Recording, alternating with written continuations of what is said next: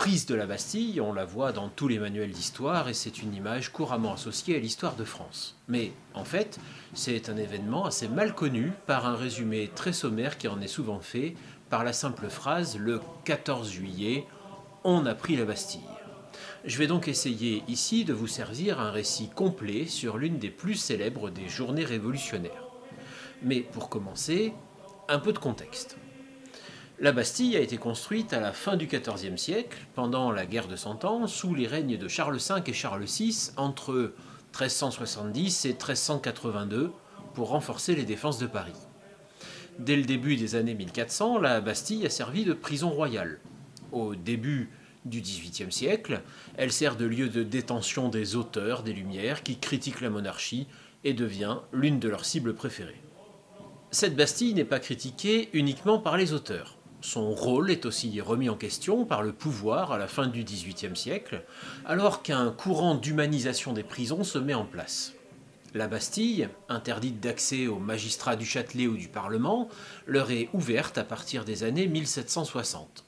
Sous Louis XVI, des conseillers au Parlement, des membres de la nouvelle Inspection générale des hôpitaux et des prisons, y vont régulièrement pour l'inspecter, comme chacun des autres lieux de détention de Paris.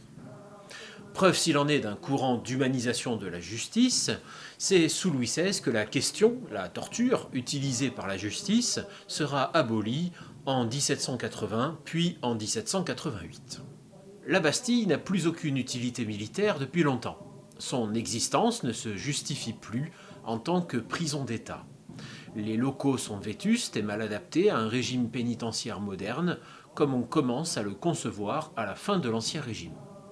Cette prison revient chère en entretien et en réparation et ne reçoit que très peu de prisonniers, pas plus de 10 en moyenne dans les années 1780, dont aucun ne mérite d'ailleurs particulièrement d'être enfermé dans une prison aussi massive. Plusieurs projets de démolition de la Bastille ont vu le jour dans les années 1780, prévoyant la création d'une grande place à son emplacement. Et maintenant que le contexte est posé, retour en 1789. Depuis plusieurs semaines, la Bastille est en alerte et se prépare à toute éventualité. Le 8 juin 1789, des ordres ont été donnés pour remettre en état l'artillerie des tours de la Bastille, jusque-là cantonnée à un simple rôle de dissuasion. Le 1er juillet, la garnison, composée de 82 invalides, est renforcée par un sergent et 12 bas-officiers venus de l'hôtel des Invalides. Le 7 juillet est arrivé un détachement de 32 soldats suisses du régiment de Salis-Hamad aux ordres du lieutenant de grenadier Louis de Flux. Le gouverneur de la Bastille, M. Delaunay, fait visiter à De Flux la forteresse. La Bastille est bien armée. 15 canons au créneau des tours, 3 autres chargés à mitraille dans la cour, face à la porte d'entrée, 12 fusils de rempart chargés à 1,5 livre de balles, soit 733 grammes et demi de plomb si vous préférez, sans oublier l'armement individuel de chaque soldat. Il y a donc de quoi soutenir un siège avec désormais une centaine d'hommes, dont, parmi les invalides, plusieurs canonniers expérimentés, vétérans de la guerre de 7 ans. Les 9 et 10 juillet, le gouverneur de la Bastille commande une série de travaux pour se préparer à un siège. Il fait surélever le mur du jardin, élargir les embrasures de la plateforme pour accroître les axes de tir. Le contenu de 6 tombereaux, 6 charrettes de pavés et de débris divers est monté sur la terrasse. Il fait même installer sur les tours des pinces destinées à abattre les cheminées pour en faire des projectiles supplémentaires. Avant d'aller plus loin, il faut s'arrêter ici sur la personnalité de ce gouverneur, M. Delaunay. Elle sera décisive pour la suite. Cette détermination à défendre la Bastille n'est qu'apparente, parce que Launay estime qu'en cas d'attaque, la place ne pourra pas être défendue. Le lieutenant de roi Dupuget et De Flux ne cessent de s'employer à le convaincre du contraire.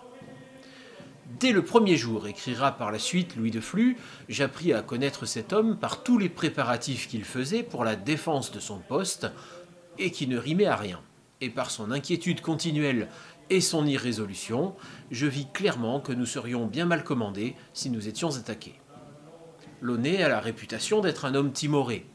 Il est né à la Bastille, il est le fils du gouverneur de la Bastille, il n'a jamais exercé que ce métier et n'a jamais commandé des troupes dans un contexte de guerre.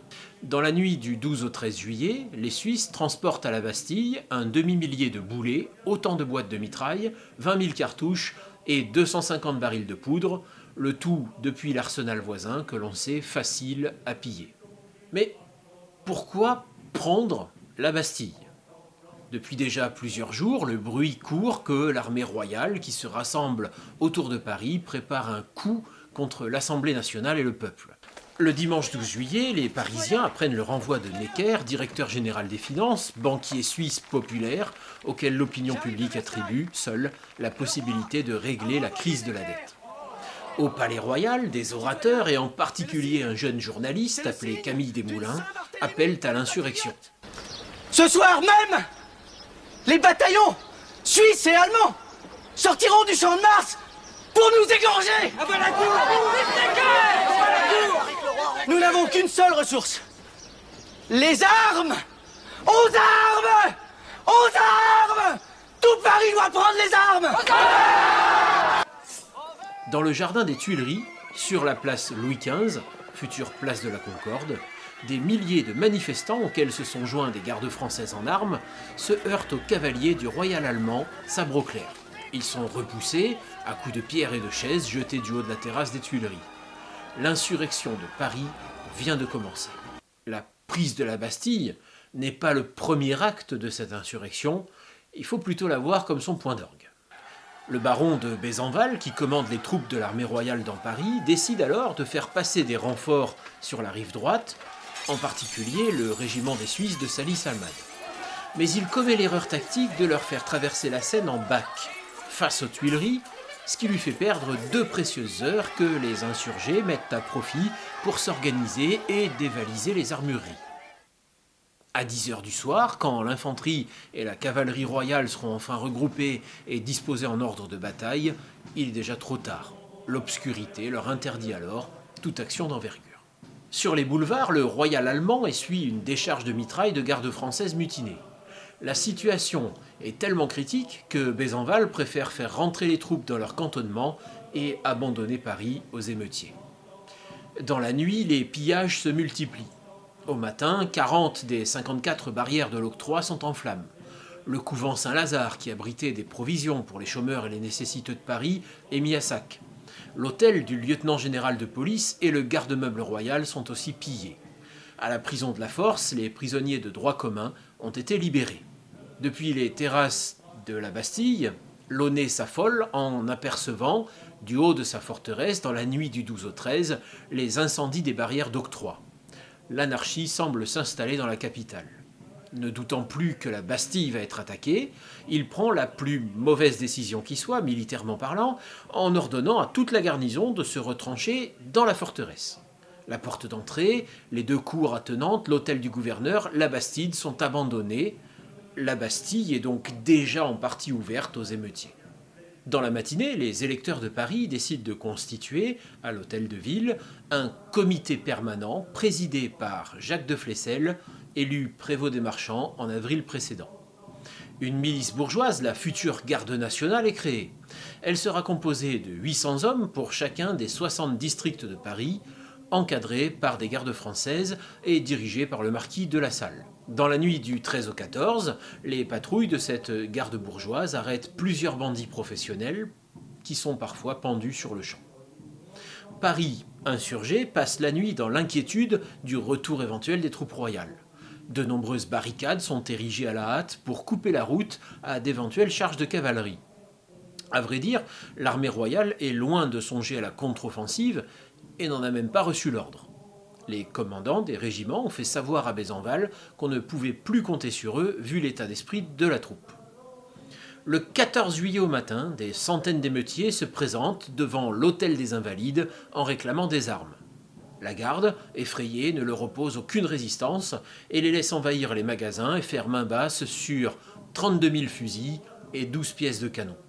Le comité permanent de l'hôtel de ville tente alors de s'interposer, demandant que les armes fussent exclusivement affectées aux hommes de sa milice. Cette consigne sera complètement ignorée. Les fusils sont distribués dans le plus grand désordre. Les insurgés, n'ayant pas trouvé de poudre, se dirigent donc vers la Bastille qui en regorge puisque une partie des habitants du faubourg Saint-Antoine ont vu le transvasement des barils de poudre de l'Arsenal vers la Bastille. En début de matinée, le 14 juillet, l'hôtel de ville envoie une première délégation au gouverneur de la Bastille de Launay. Elle se compose de messieurs Bellon, officier de l'arquebuse, Belfond, sergent-major d'artillerie, et Chaton, ancien sergent des gardes françaises. Le gouverneur les reçoit aimablement dans son hôtel vers 10h30 et les invite même à se rafraîchir. Pendant ce temps, une foule menaçante, en partie venue des Invalides, envahit les abords de la prison dans l'espoir de recevoir de la poudre et de nouvelles armes. Mes compliments au lieutenant de Flux. Veuillez le prier de retirer les canons. Et de fermer les embrasures. Monsieur, mon comité n'aurait pu demander plus. Pour témoigner de sa bonne volonté et de ses intentions pacifiques, Launay fait reculer les canons des embrasures des tours. Mais la foule ne s'en aperçoit pas. Toute l'histoire de cette journée sera une suite de malentendus relativement tragiques. Comme la délégation tarde à sortir de l'hôtel du gouverneur, le bruit se met à courir qu'elle y est retenue prisonnière. Au siège du district voisin, dans l'église Saint-Louis-la-Culture, les électeurs sont inquiets. On décide d'envoyer une seconde délégation de 3 hommes, avec à sa tête le premier électeur du district, Jacques-Alexis Thuriot de la Rosière, un avocat. Parvenu à l'hôtel du gouverneur, Thuriot croise la première délégation qui s'apprête à quitter l'enceinte après sa collation. Le gouverneur fait entrer à son tour Thuriot et ses compagnons, et devant leur crainte, les invite à constater que les canons ont été retirés. Thuriot lui demande de ne pas verser le sang de ses concitoyens et d'autoriser la milice bourgeoise à venir garder le château conjointement avec la garnison. Launay répond qu'il a reçu la place du roi seul et que si elle était attaquée, il la défendrait contre tous. Il donne néanmoins sa parole de ne pas faire tirer, à condition que l'on ne cherche pas à s'emparer des ponts-levis. Thuriot monte ensuite au sommet des tours. Il voit les canons désarmés et les créneaux obstrués par des panneaux en bois. Le gouverneur fait jurer à ses hommes de ne pas tirer, à moins d'être eux-mêmes attaqués. En descendant, Thuriot somme les officiers de l'état-major de se rendre. Ceux-ci refusent, la délégation quitte la Bastille vers 12h30 sans avoir atteint son but. La foule grossit toujours, plusieurs centaines d'individus se rassemblent avec un armement hétéroclite, piques, sabres, broches de cuisine même. Certains brandissent des fusils pillés le matin aux Invalides. De la poudre a été distribuée à l'hôtel de ville dans le plus grand désordre et plusieurs caisses de balles ont été volées à l'hôtel de la Régie. Les insurgés crient « Nous voulons la Bastille ». Pendant ce temps, les assiégeants, qui occupent déjà la première cour, se pressent autour des 2 ponts-levis de l'avancée donnant accès à la cour du gouvernement. Le poste n'est occupé que par un seul homme sans armes. Ils nous font signe d'entrée! Allons-y!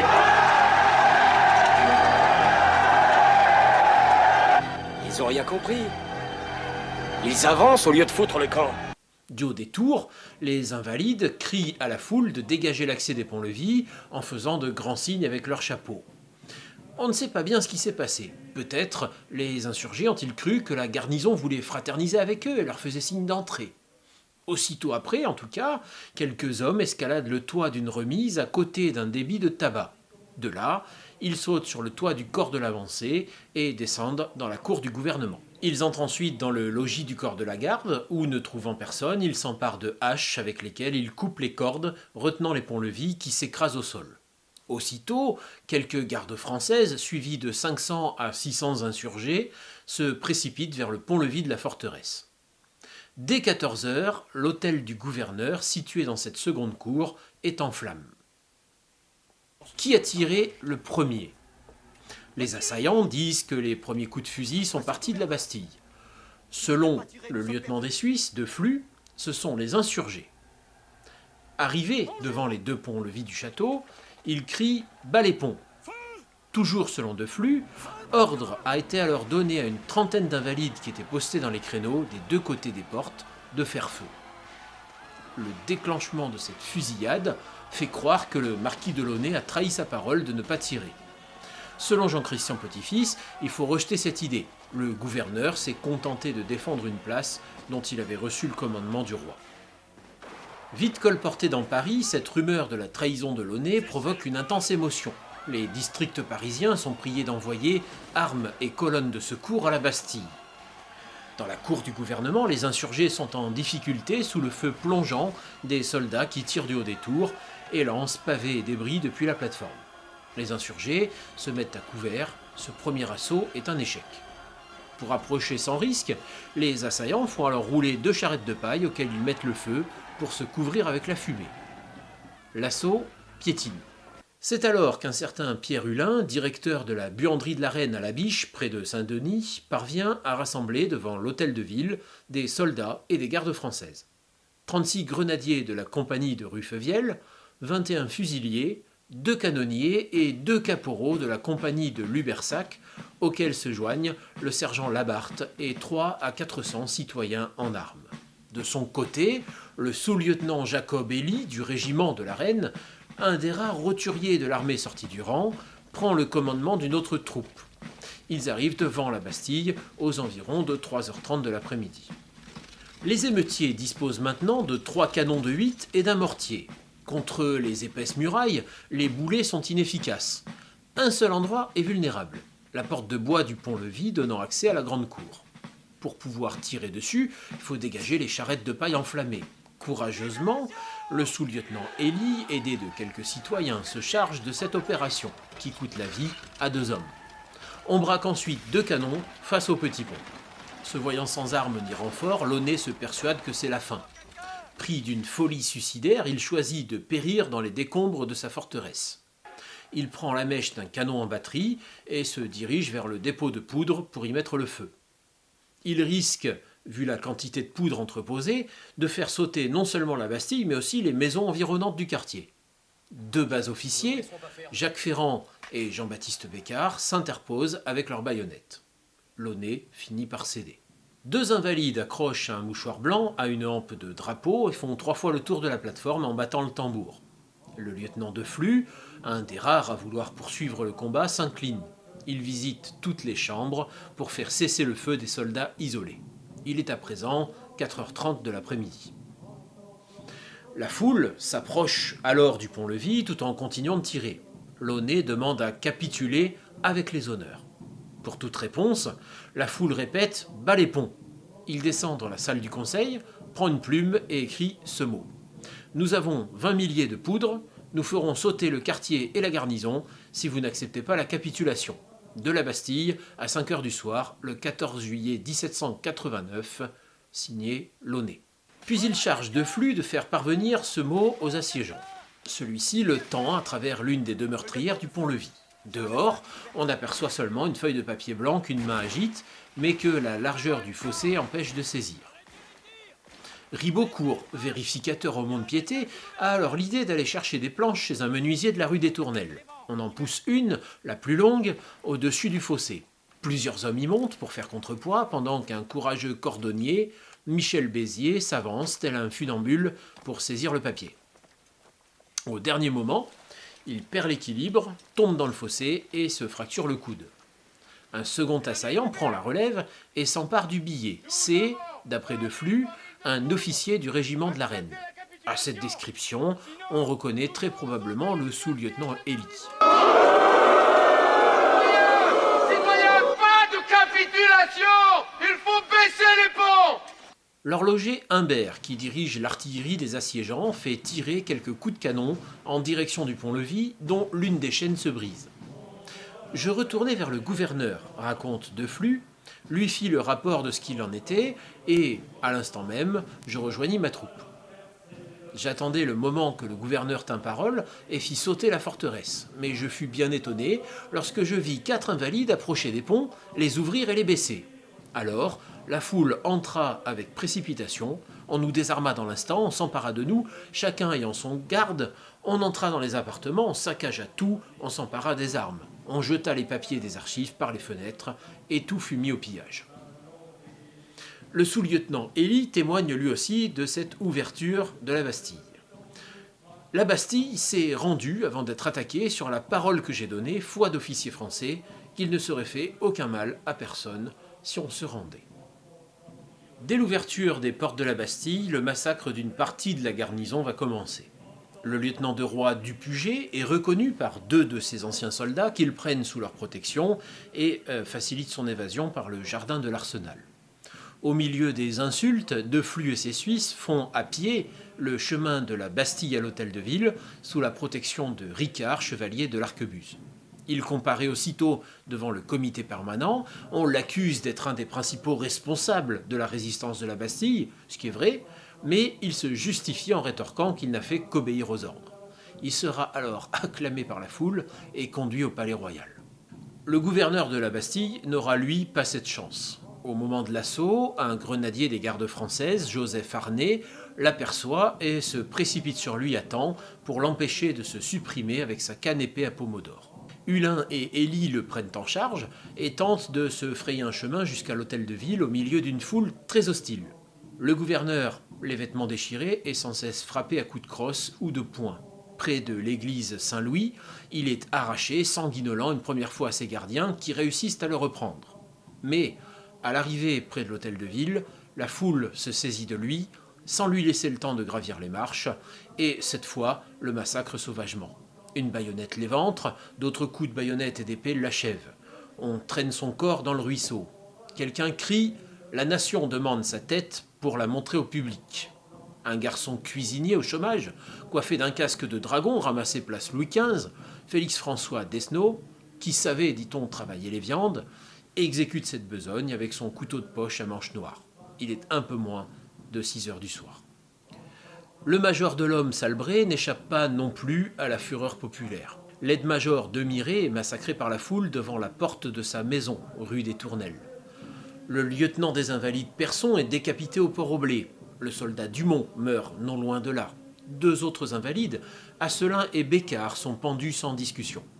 C'était pourtant Bécard qui avait empêché le gouverneur de mettre le feu au dépôt de poudre. On lui coupe une main qui est portée en triomphe dans les rues de Paris. Les autres invalides ont eu la vie sauve grâce à l'intervention courageuse de quelques gardes françaises. Le prévôt des marchands, Flessel, paiera de sa vie son refus de fournir des armes aux manifestants. Il est abattu à l'hôtel de ville d'un coup de pistolet. On promènera sa tête ainsi que celle de M. Delaunay et du major Delhomme au bout d'une fourche ou d'une pique dans les rues de Paris. Dans la soirée, une forte pluie d'orage disperse la foule.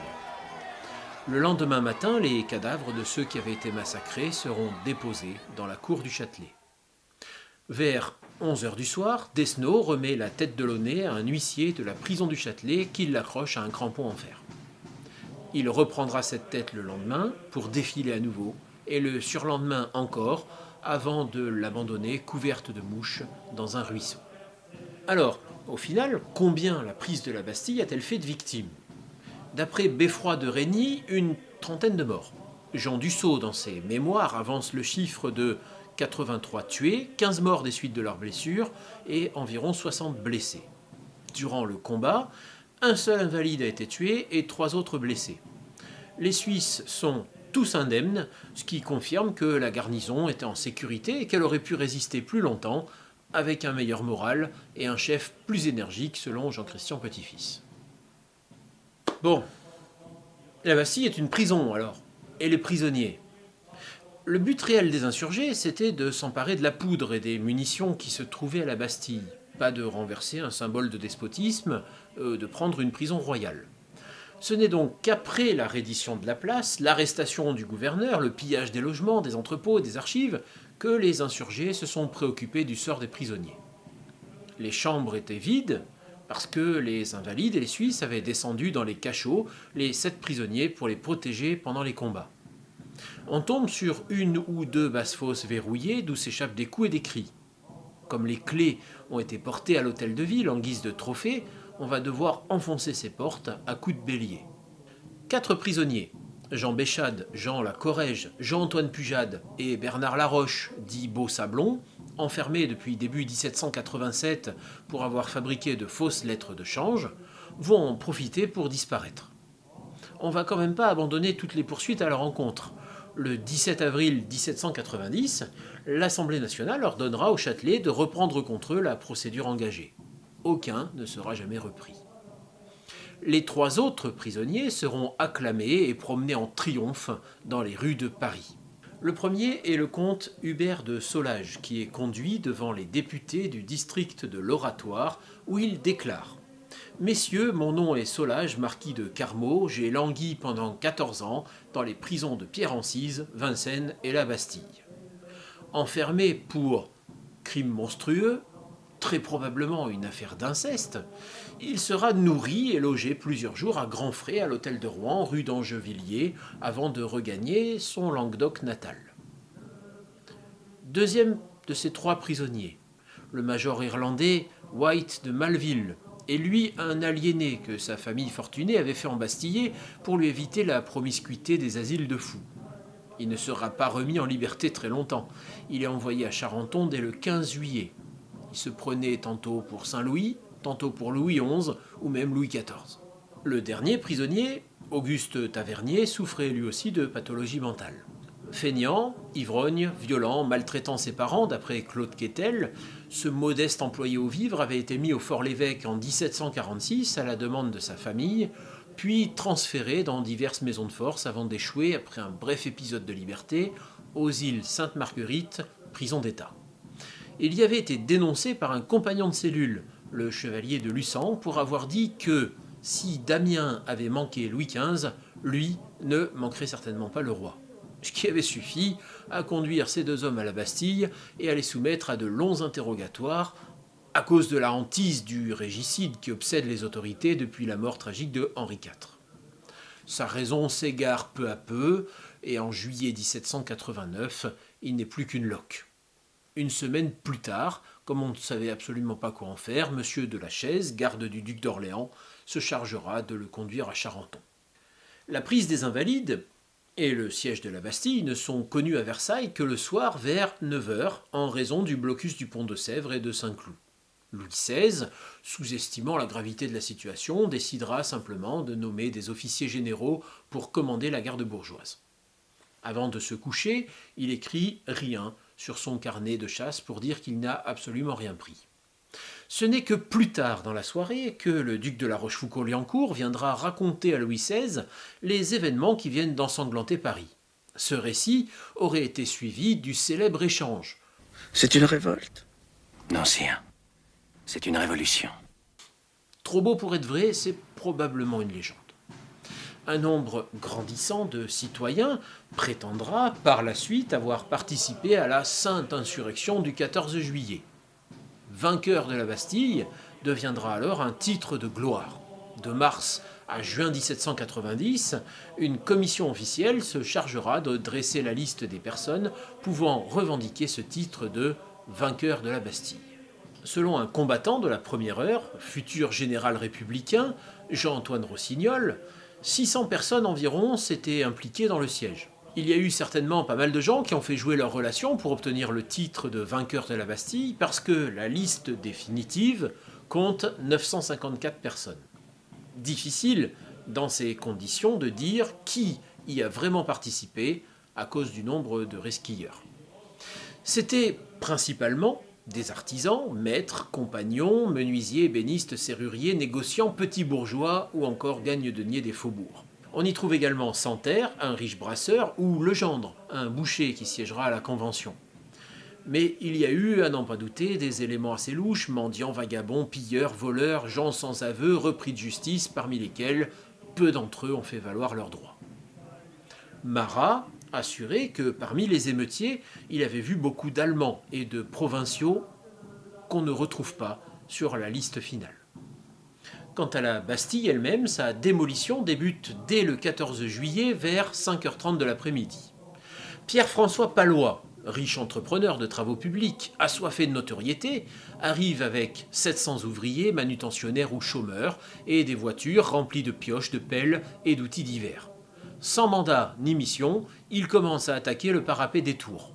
Le 17 juillet, l'Assemblée des électeurs parisiens, mise devant le fait accompli, votera la démolition de la forteresse et chargera un comité de 4 architectes de superviser les travaux de Pallois. Comment le roi va-t-il réagir dans les jours suivant la prise de la Bastille? Quelle sera la réaction de l'Assemblée nationale à l'annonce de la prise de cette prison royale, mais aussi celle de la noblesse? Tout ça, ce sera pour la prochaine fois.